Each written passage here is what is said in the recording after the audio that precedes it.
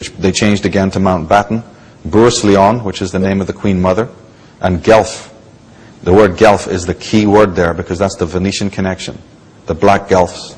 Open any encyclopedia and start reading up on the black nobility and the Guelphs, and a fascinating story will unfold. Valdemar Valerian refers to them as the Serpentine World Order, understanding that these people are from the Serpent dynasties. All subsequent coups d'etats and revolutions and wars of the 19th and 20th centuries are centered in the battle of the Guelphs to hold and enhance their power, now the New World Order. In Atlantis, Alien Visitation and Genetic Manipulation, my book, I point out the fact that, look at the grammar, look at the statement. If you have a New World Order, does not that imply in a way that we have an old world disorder? Well, as I've pointed out in this program, there certainly was more than enough disorder in the old world. And for those who think that the American politicians and leaders are in fact Republican and American and disconnected from royal ties, we find from David Icke that the Queen of England made Bush's military chiefs Colin Powell and Norman Schwarzkopf honorary knights of the British Empire. Honorary knights of the British Empire. This is not just some minor award you just happen to get of a weekend. These pats on the back show you who these individuals are actually working for. The British system controls the American system and always has. This is a republic on paper. That's it. The Constitution has long been null and void. The country's been bankrupt and in debt for goodness knows how long. And every leader, including Roosevelt, all the way back to the Founding Fathers, has been an agent of the Black Venetians, of the Knights Templar, the Knights of Columbus, the Freemasonic organizations, the Illuminati, and the British system that controls them. Professor Anthony Sutton, who wrote this fine book on the subject, American professor, was actually approached by the Skull and Bones as they attempted to recruit him. And not knowing who on earth this group was, he researched it, he opened their packages, he looked into the whole question, and in horror of who these people were, after years of research, he wrote many books on the subject, including this, America's Secret Establishment, Introduction to the Order of the Skull and Bones. And Sutton has grasped the essence of what we're saying here. He says in his book, their interests are global, and much as they may protest, we see no difference between trilateral globalism and, for example, British and French imperialism of the 19th century, or the Holy Roman Empire, for that matter. How right he is. Webster Tarpley, in the book The Venetian Takeover of England, writes, the oligarchical system of Great Britain is not autochthonous product of English or British history. It represents rather the tradition, which has been transplanted into the British Isles through a series of upheavals into England and Scotland from the Venetian oligarchy, along with its philosophy, political forms, family fortunes, and imperial geopolitics.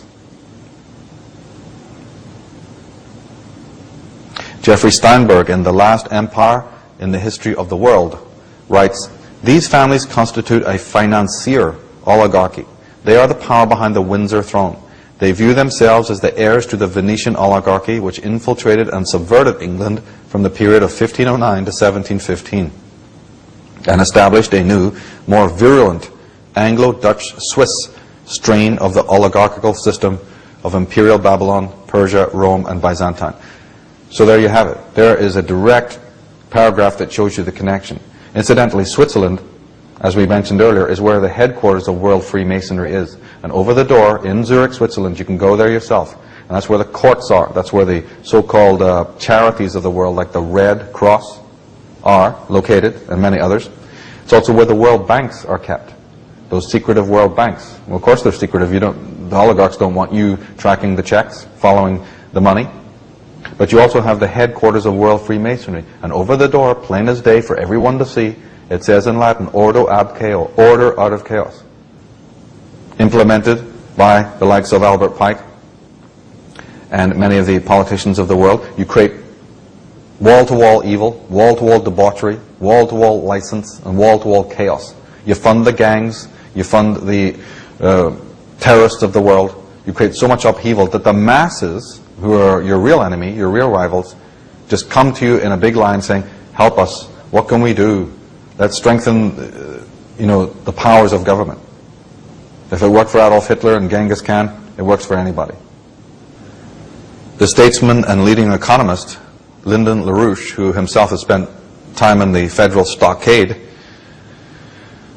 has this to say: the Venetian method is the method of not taking sides, but playing sides against one another to one's advantage. You go into a country, you go among a people, you go to an individual person and you corrupt them by knowing the principle of corruption, which is embedded in every person. That principle of corruption is the person's self-ego as an autonomous ego, as a microcosm in counterposition, in struggle against the macrocosm. What LaRouche is pointing out here is more metaphysical. He's saying that the individual falls under hypnosis, he falls under control because he himself is divided. This is a more sinister, the more subtle, the more pernicious form of control. It's not just political, it's not just social, it's not just domestic. There's a psychological component to this. I'll go into this in other programs in the series.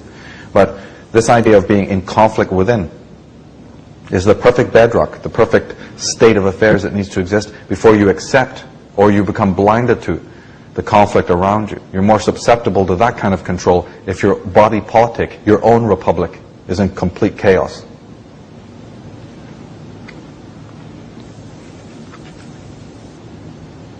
James Morris, in his book Pax Britannica, says, before she set out on her Diamond Jubilee procession on the morning of 22nd of June 1897, Queen Victoria of England went to the telegraph room at Buckingham Palace. It was a few minutes after 11 o'clock. She pressed an electric button. An impulse was transmitted to the Central Telegraph Office in St. Martin-le-Grand. In a matter of seconds, her Jubilee message was on its way to every corner of her empire. It was the largest empire in the history of the world, comprising nearly a quarter of the land mass of the earth and a quarter of its population. Victoria herself was Queen Empress of such aged majesty that some of her simpler subjects considered her divine and slaughtered propitiatory goats before her image. So what Morris is bringing out here is the size and magnitude of this empire. And of course, we might ask a very simple question: what do you need empire for? Why would such a small, minuscule, insignificant country like England, of all places, granted with its Venetian Dutch oligarchy in control, why would it suddenly rise to send its tentacles out to the world? What is the reason? That reason has never been really handed to us. It's always put down to power and money, and that just covers it. But now we know of the old Atlantean tie, the old John Dee pact, and the idea that all peoples, all nations, all tribes had to be subjugated. The diamond mines, the ores that were needed to artificially move technology forward, move mankind forward to the point where the technology of the Nephilim could be rebuilt. We still live in those times. It's happening right before our eyes. Now, you have to take what popes say with a pinch of salt, but what Pope Pius VI said in his book, Memoirs of a Renaissance Pope, bears reading about the Venetians. He makes an interesting comment. He says, but what do fish care about law? As among brute beasts, aquatic creatures have the least intelligence. So, among human beings, the Venetians are the least just and least capable of humanity. And naturally, for they live on sea and pass their lives in the water. They use ships instead of horses. They are not so much companions of men as of fish and comrades of marine monsters.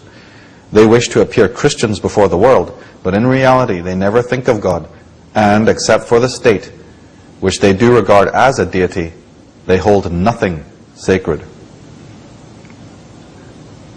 Jeffrey Steinberg also says, among their own ranks, these financier oligarchs refer to themselves as the Club of the Isles, after the original Prince of the Isles, Edward Albert, that's King Edward VII, the son of Queen Victoria, who orchestrated the Crimean War, the Opium Wars, the Russo-Japanese War, and World War I, to consolidate Britain as the primus inter pares, that's the first among equals, of the European monarchs and feudal families. The Club of the Isles, under the direction of the British monarchy, draws its resources and personalities from the Netherlands, Switzerland, France, Germany, and Italy, and orchestrates the actions of the caste of terminally Anglophilic Americans, typified by Henry Kissinger and former President George Bush.